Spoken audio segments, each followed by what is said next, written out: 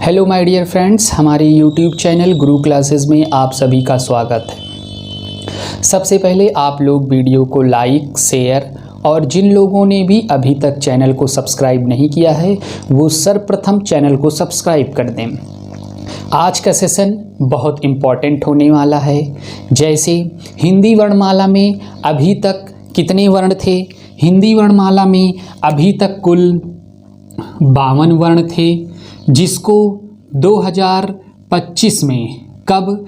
मई 2025 में बढ़ा करके 53 कर दिया गया। कितना कर दिया गया है? बढ़ाकर 53 कर दिया गया है। तो ये 52 से 53 कैसे हुआ? कौन सा नया वर्ण आया? कहाँ पर जुड़ा?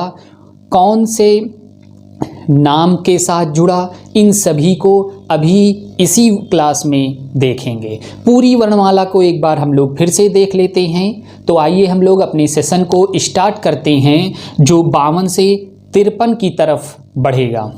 टॉपिक क्या है हम लोगों का? हिंदी वर्णमाला। हिंदी वर्णमाला। हिंदी वर्णमाला बहुत इम्पॉर्टेंट है। हिंदी सीखने के लिए हिंदी वर्णमाला अगर आती है तो समझ लीजिए हिंदी सीखना आसान हो जाता है। तो हिंदी वर्णमाला में देखते हैं, हिंदी वर्णमाला में हिंदी वर्णमाला में कितने वर्ण हैं? 53 वर्ण हैं।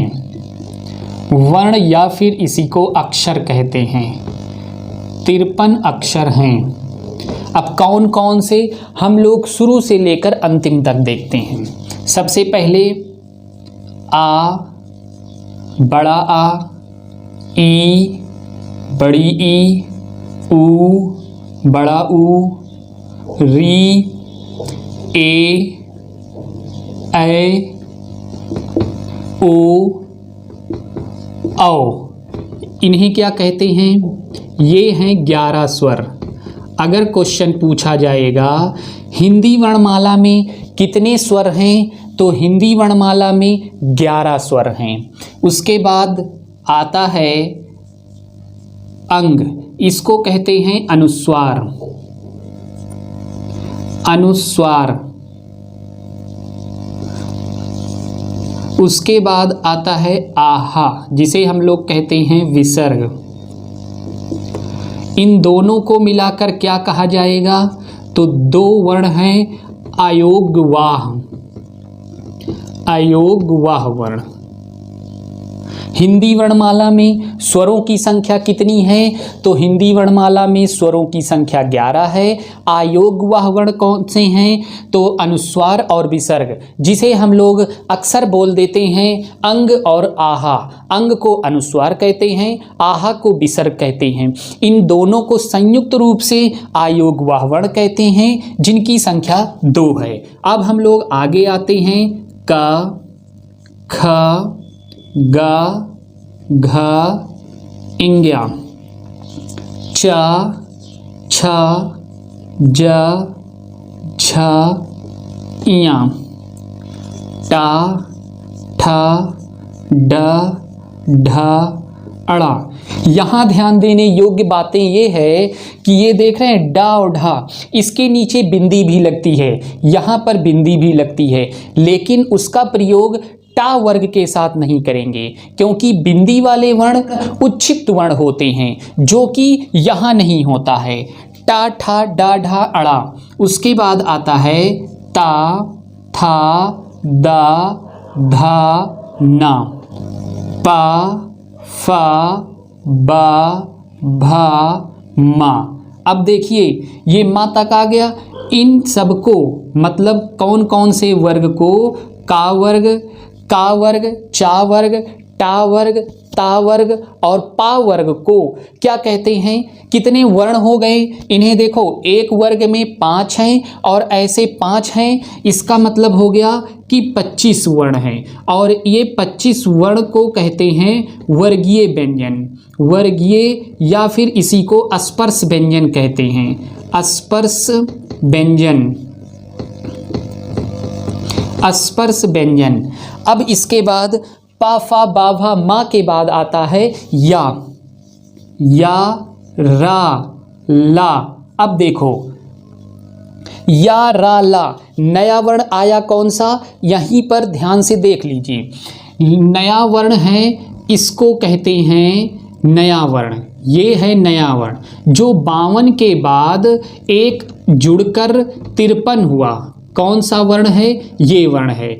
इसको क्या कहेंगे, इसको कहते हैं हम लोग विशिष्ट वर्ण। विशिष्ट वर्ण, विशिष्ट वर्ण। इसको वर्णमाला में स्थान कहाँ दिया गया है, तो वर्णमाला में स्थान ला के बाद दिया गया है और इसका उच्चारण ला की भांति ही होता है। जैसे ला को हम लोग सीधे बोल देते हैं ला, लेकिन इसको कहते हैं ल। ला इसका प्रयोग होता कहाँ है, तो इसका प्रयोग राजस्थानी भाषा में, हरियाणवी भाषा में हो जाता है। तो या रा ला ल और उसके बाद आता है वा। ये कितने वर्ण हो गए हैं, 5। इनको क्या कहते हैं, अंतस्थ वर्ण। क्या कहते हैं, अंतस्थ वर्ण। उसके बाद या रा ला ल वा के बाद आता है सा शा शा शा। उसके बाद हा। इनको कहते हैं 4 वर्ण हैं ऊष्म व्यंजन। ऊष्म व्यंजन। उसके बाद कौन सा है, छत्र त्रिंग ज्ञ स्रा। ये कौन से व्यंजन हैं, 4। छत्रिंग ज्ञ स्रा ये 4 हैं और इनको कहते हैं संयुक्ताक्षर। संयुक्ताक्षर। उसके बाद आता है जो यहाँ पर हम लोग देखे थे ड ढ, ड और ढा। ये 2 वर्ण कौन से हैं, तो ये हैं उच्छिप्त वर्ण। उच्छिप्त वर्ण। अब देख लीजिए, अब आइए हम लोग काउंट कर लेते हैं, मतलब गिन लेते हैं। 11 स्वर हैं, 11 स्वर में 2 आयोगवाह वर्ण को जोड़ेंगे तो 11 2 13 हो गया। 13 वर्ण में 25 वर्गीय या स्पर्श व्यंजन को जोड़ेंगे तो कितना हो जाएगा, 38 हो जाएगा। 38 में 5 अंतस्थ व्यंजन को जोड़ेंगे तो कितना हो जाएगा, 43 हो जाएगा।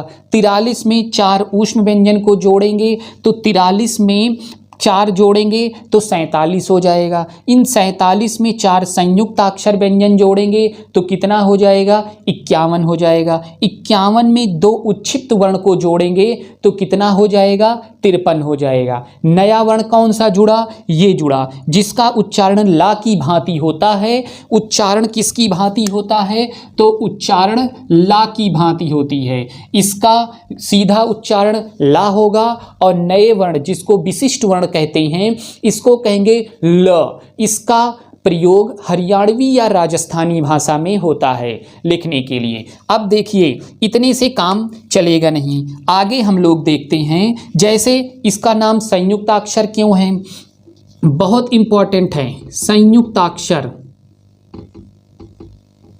संयुक्त अक्षर व्यंजन। संयुक्त अक्षर व्यंजन कितने हैं, 4 हैं। कौन कौन से हैं, सबसे पहले छत, त्रिंग, ज्ञ और स्रा। इसका उच्चारण ज्ञ क्यों हो रहा है, इसको भी हम लोग अभी देखेंगे। छत्र, छत्र जैसे का हलंत लगाएंगे और मूर्धन्य सा। मूर्धन्य सा क्यों बोला जा रहा है, क्योंकि इसका नाम है। त्रा, ता धन रा, ज्ञ जा धन इया, स्रा शा तालब्य सा, इसको तालब्य सा कहते हैं। तालब्य सा और रा बन जाएगा स्रा। अब देखिए, इसका उच्चारण हम लोग क्या किए थे, ज्ञ। ज्ञ मतलब जा और इया के योग से बन रहा है, इसीलिए इसको ज्ञ कहते हैं। स्रा शा धन रा के योग से बन रहा है और त्रा ता धन रा के योग से बन रहा है। छत्र का धन शा के योग से बन रहा है, इसीलिए इन चारों वर्णों को संयुक्ताक्षर व्यंजन कहते हैं। अब देखिए, इन सभी वर्णमाला में 53 वर्णों का उच्चारण स्थान होता है। कहाँ कहाँ से इनको उच्चारित किया जाता है? तो सबसे पहला है कंठ। सबसे पहला कौन सा है? कंठ। कंठ से कौन कौन सा वर्ण बोला जाता है? तो छोटा आ, बड़ा आ और का वर्ग और उसके बाद हा, उसके बाद है विसर्ग। विसर्ग। का वर्ग का क्या मतलब होता है? का वर्ग का मतलब होता है का, ख, ग, घ, इंग्या, ये पांचों वर्ण को का वर्ग कहते हैं। चा वर्ग को क्या कहेंगे? च, छ, ज, झ, इया। इन पांचों वर्णों को मिलाकर का वर्ग, चा वर्ग, टा वर्ग, ता वर्ग, पा वर्ग, या वर्ग, ये सब कहते हैं। मतलब इनको वर्ग लगा के बोलेंगे तो ये हो जाएगा। सिंगल एक वर्ण का उच्चारण करना रहेगा तो कार लगा कर करेंगे। अगर सिंगल एक वर्ण का उच्चारण करना रहेगा तो कार लगा कर करेंगे। जैसे काकार, खाकार, गाकार, घाकार, इस तरीके से उच्चारण करते हैं। तो कंठ से किसका उच्चारण हुआ? आ, ह्रस्व आ, दीर्घ आ। ह्रस्व मतलब छोटा आ, दीर्घ आ, बड़ा आ। का वर्ग मतलब का, खा, गा, घा, इंग्या। हा और विसर्ग। विसर्ग मतलब ये। उसके बाद है कंठ के बाद आता है तालु। तालु में आता है छोटी ई, बड़ी ई, चा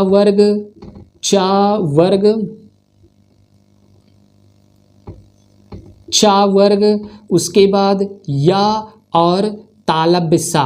तालब्य सा, देखिए सा की 3 स्थितियां हैं।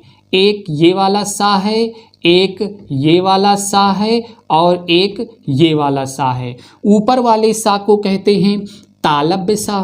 कौन सा सा? तालब्य सा। इसके जिसे हम लोग इसको ऊपर वाले को कहते हैं बड़ा सा, लेकिन बड़ा सा ना कह करके इसका नाम है तालब्य सा। नीचे वाले को कहते हैं खट्टी सा या फिर पेटचिरवा सा। अब से खट्टी सा या पेटचिरवा सा ना कह करके इसको कहेंगे मूर्धन्य सा। कौन सा सा कहेंगे? मूर्धन्य सा। उसके बाद इसको हम लोग कहते हैं छोटा सा, लेकिन आज से नहीं कहेंगे, आज से इसको कहेंगे दंत सा। तो तीनों सा के नाम हो गए। बड़ा सा को जिसे हम लोग आम तौर पर बड़ा सा कहते थे उसका नाम है तालब्य सा।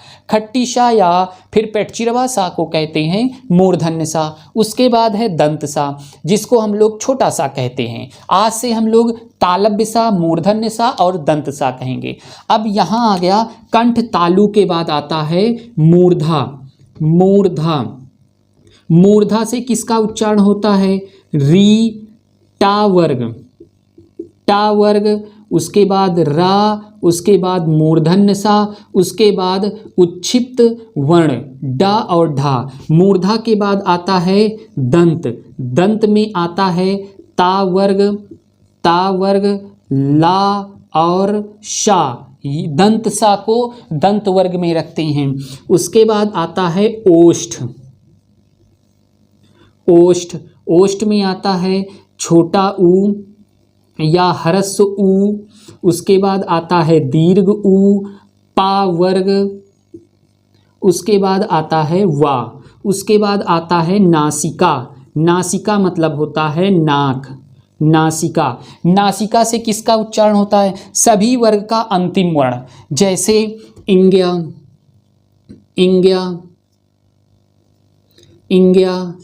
इया, अणा, ना, मा और अनुस्वार। ये सभी कहाँ से बोले जाते हैं? कहाँ से? नासिका से। अनुस्वार ये यहाँ से आया है। इसके बाद नासिका के बाद आता है कंठ तालु। कंठ तालु क्या आएगा? ए कंठ तालु आते हैं। उसके बाद यहाँ के बाद यहाँ देखते हैं कंठोष्ठ। कौन सा? कंठोष्ठ। कंठ धन ओष्ठ। कंठ ओष्ठ। देखो कंठ तालु मतलब ये कंठ और ये तालु दोनों को संयुक्त रूप से मिलाकर जिसके बोलने में प्रयोग होता है वो होता है ए। कंठ ओष्ठ, ये है कंठ, ये है ओष्ठ। इन दोनों के प्रयोग से कौन से वर्ण बोले जाते हैं? तो ओ और औ।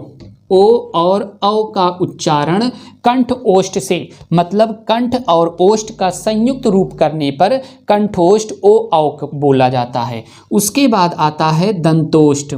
दंतोष्ठ, दंतोष्ठ से कौन सा बोला जाता है? वा और फा। वा और फा का उच्चारण दंतोष्ठ। दंत यहाँ है, ओष्ठ ये है, तो दंत और ओष्ठ दोनों का उच्चारण, दोनों स्थानों को मिलाकर किन वर्णों का उच्चारण होता है? वा और फा। वा और फा का उच्चारण दंतोष्ठ से होता है। उसके बाद एक है काकल्य, जो बहुत इम्पॉर्टेंट है, बहुत सारी परीक्षाओं में पूछा जाता है। काकल्य या फिर अलिजिह्वा। अलिजिह्वा, अलिजिह्वा सिंगल वर्ण है हा, सिंगल वर्ण है हा। काकल्य और अलिजिह्वा बहुत इंपॉर्टेंट है। हा का उच्चारण कहाँ से होता है? काकल्य या अलिजिह्वा। एक बार हम लोग रिवीजन करते हैं। जैसे हिंदी वर्णमाला में टोटल कितने वर्ण हैं? तो 53 वर्ण हैं। कौन कौन से हैं? आ स्वर कितने हैं? 11 स्वर हैं। 2 आयोगवाह वर्ण हैं। उसके बाद 25 वर्गीय या स्पर्श व्यंजन हैं। 5 अंतस्थ व्यंजन हैं। 4 ऊष्म व्यंजन हैं और 4 संयुक्ताक्षर व्यंजन हैं। 2 उच्छिप्त वर्ण हैं। उच्छिप्त वर्ण 2 हैं। जोड़ेंगे टोटल कितने वर्ण हो जाएंगे? 53 वर्ण हो जाएंगे। अब नया वर्ण जुड़ा कौन सा? विशिष्ट वर्ण। नया वर्ण जुड़ा कौन सा? विशिष्ट वर्ण। पहले 52 वर्ण थे हिंदी वर्णमाला में, एक विशिष्ट वर्ण के जुड़ने से हिंदी वर्णमाला में टोटल 53 वर्ण हो गए।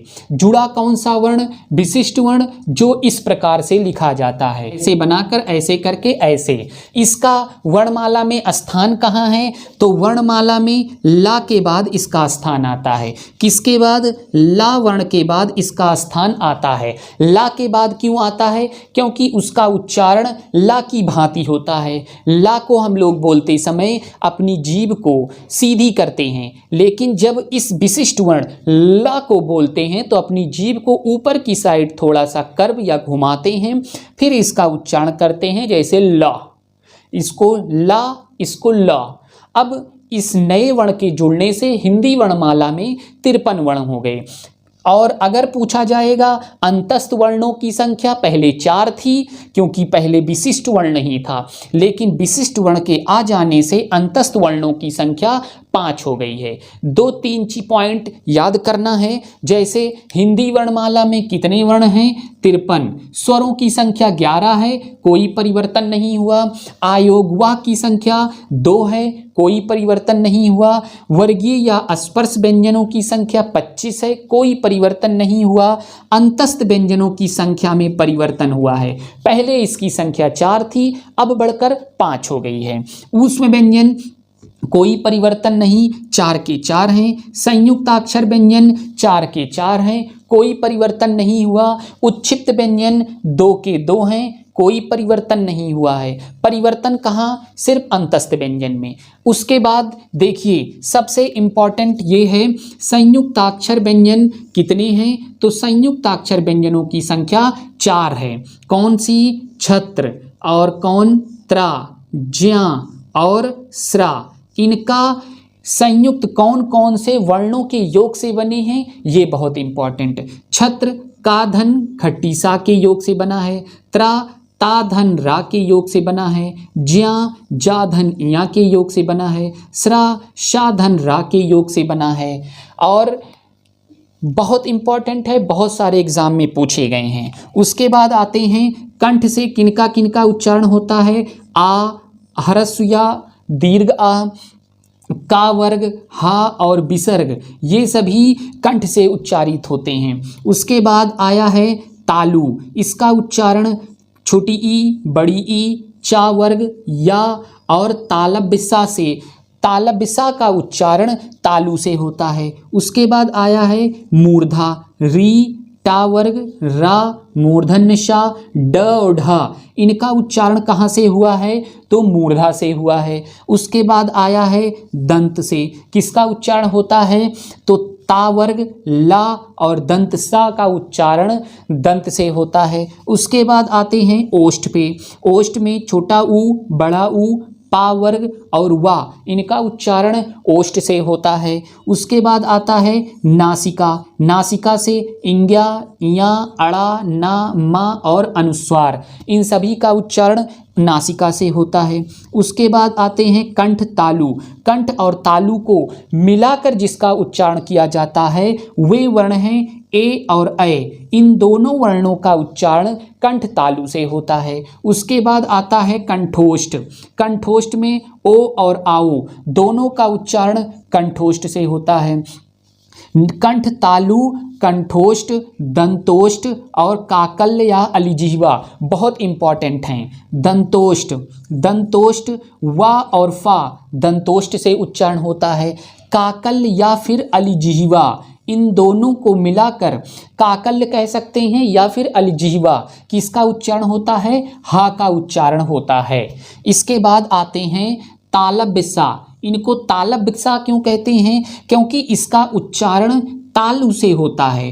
तालु से उच्चारित होने के कारण इस सा को तालव्यसा कहते हैं। अब इसको मूर्धन्य सा कहते हैं, क्यों, क्योंकि इसका उच्चारण मूर्धा से होता है। ये रहा मूर्धा से, मूर्धा से उच्चारित होने के कारण इस सा को मूर्धन्य सा कहते हैं। उसके बाद आता है दंत सा।